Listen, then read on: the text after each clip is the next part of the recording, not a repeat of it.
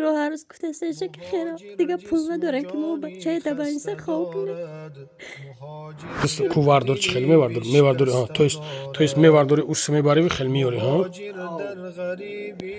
شما خواهش دارم التماس دارم باید دستگیری دیگه کنیم بچه ما پیشم روی کنیم 80,000 عضلات کرونا قرض بتگه اگه خیلی قرضش یک چیز هست برداره عزیز ایرم دودن در کور بوار کنیم برداره عزیز این قرض این میره و بسرش بعد دعوت نومد بیا میدونی ببخشید شما بچه که ما خیلی بهبودشی دست همو خبگوی همو قرضورش لی برادرو پوهو ایده جوش کسگه او پوهوش یا جوش کسگه نی دست کسگه مقصد زندگیم بزرگ رفتیست برداره عزیز سلام علیکم چی خیلی که برادر منا دیدستین اینجون ای شیرینار ای حسورای برادر جونا انا ما یک بار نبور کرده بودیم برادر عزیز خیلی این حالتش نگاه کنیم خش رویشون تون میتم برادر جونا همیره انا توجیکستان روی کهان در کوره خیلی همو خبگوی همو قرضورش لی برادرو پوهو ایده جوش کسگه او پوهوش یا جوش کسگه نی دست کسگه مقصد حوزیر سلامتیش به حد همی سخت بده وزمینه برادر جونم اینا نگاهش کنین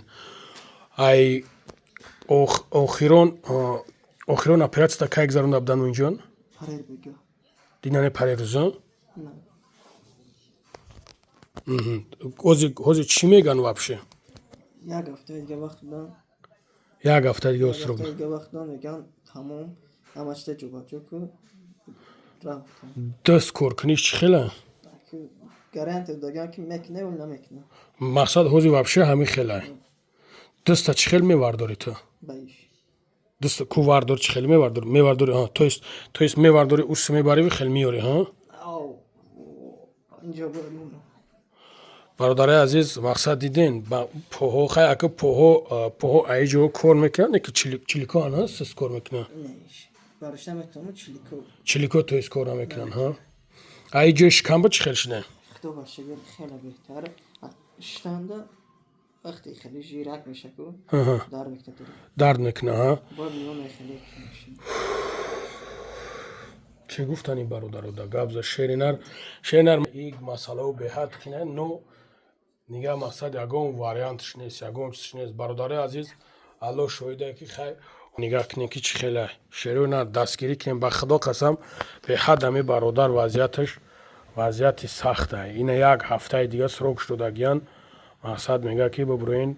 برین خیلی من دیگه نمیدونم چی بگم تیم بولی بود دخترای خدمت مدرسن ای تو بکم خدا رحم نمونده اینم اینجا چی گفتن این برادرمی برادرایی که تماشاد میکنن چی گفتن ایشی شیرینر روش الحمدلله شکر خیلی بهتره پیشتره بهبودی خدا باشه که دردو موندگی شاو میشم دردوش میکشه دبری یکی سخت درد میکنه ها گریان تنم دودگانو میگن خیلی وقت در کرو اگه اینجاش پنیاد نه و دمی میفهمیدگی میفهمد در جا میگن خیلی وقت در کرو میگن میشه نمیدونم انشالله پوچوی رکت دارم پوچو کم اوجه مجموعن باید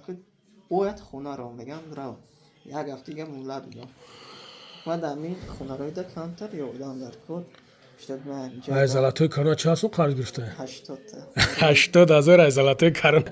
80,000 عضلاتای کرونا قرض گرفته اگه خیلی قرضش یک چیز هست برداره عزیز ایرم دودن در کور بوار کنیم برداره عزیز این قرض این میره و بسرش بعد دعوت نومد بیا میدونی ها برادرم چنین کردیم بالاش ده 80 تایگه مونده من خونه روی کردن نه برادرها بخدا دستگیری کنین سبحان الله من نمیدونم برادرها به برادر والو شویده یگم سوم یعنی برادر ما در کور نیست یگم سومش ای بچه خدا مرم بچه نیوژیل ما به همین درجه به وجدان باشم کارتوی که شیرینر اون خودت گپ زنن کارتا ای خدم ای کم ای چون ای پامگوی میشه تگش همش مقصد ای خطا اولوی ما چند سوم تا گرفتم یا کجون بخدو یگم خیلی میگن گرفته برای خدا بخدو یگم تانگه نگرفتن کارتوی خمونه او یوردم میکن میبیان شگر همی قشتم بخدو برادرها به خدا به طرف نباشن ایرا دستگیری کنین که خیلی اگه بیچاره بامی یوشیش هم مرا وجد اکخای بیوشیش زده اکخای هم سنجش الله های عمر دوباره دادگاه میشه خدا عمر دوباره داد خداوند بله خداوند عمر دوباره تای کشن نگاه که پاسی سار اما پس تایشون ته نگاه که این برادارو پس سر چی خیلی زدگی ای با خدا قسم کو برادارو دیسویتل گفت خودش که خداوند امی عمر دوباره شدگی خیلی که شکر همش ده بله برادر عزیز به طرف نباشن التماس همراه اوا چند نیوژلی اگم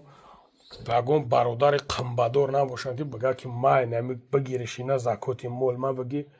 مقصد بگی لیچین تا بگذارون های 18 ساله تو برای ایسا بخون جورا اگم جو برای داخل شه انشالله میشه انشالله ولی خیلی بخیم خومری موشی کچا قوت نداره برادر یک مومنت بگم تو فراموش نکنین که الله شویده خیر در امی آدم میشوه این پدرش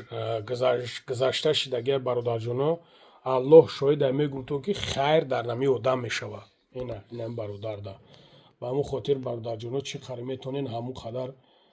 سختش بقپین که این بچه یک کم تا با پا بخیزه برادران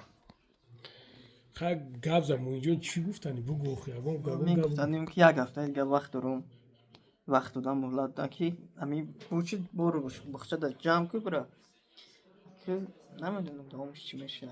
دوامش چی ایشالا با اون اخدو یک کم تر با پا بخیز یک کمک بیان یک ایشالا میکنن یک کم ترک با پا بخیز برا تاجیکستان داجا باید کمپیره که چه خطی دو اصلا شیروی نره اصلا برادر حیثور هم برادر حیثور سغرچه به طرف نباشم با خدای بچه بچه همی 1000 روبلی پارتنش ایشالا با هم رخدو کورش پاک گیزا بود میکنم برادر با نام خدا قسم میگم این خیری که شما میکنینش بر میگرده برادر شوخی تو نبره با نام خدا میگم وقتی که اچیستا سرچه کردی با خاطر منی با خاطر الله کرده همین چیزو بر میگرده خیلی هول شد بینیم برادر من با خدا دیگه نمیدونم چی بگم اینا خدا باشی کنه یردان شما خیلی بهبودی شید انشالله اولیگ روی تانی میکنن انشالله با هم رای خدا کمی روی کدام مونده انشالله ویش هم میکنن انشالله خدا خواه خدا برکتش نتیه انشالله پس شواد خیلی سوسو میگردی با خدا خواه نمیرم نیم جون کنده ای طرف او طرف با خدا فقط جون کنه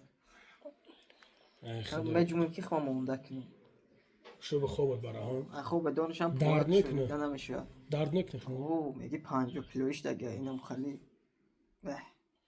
وقتا اکو بد دهن گفته نمیشه این تو نباشیده ای حالت خدا نگاه بداره این حالتی خطر شکم کم ترمی خروشه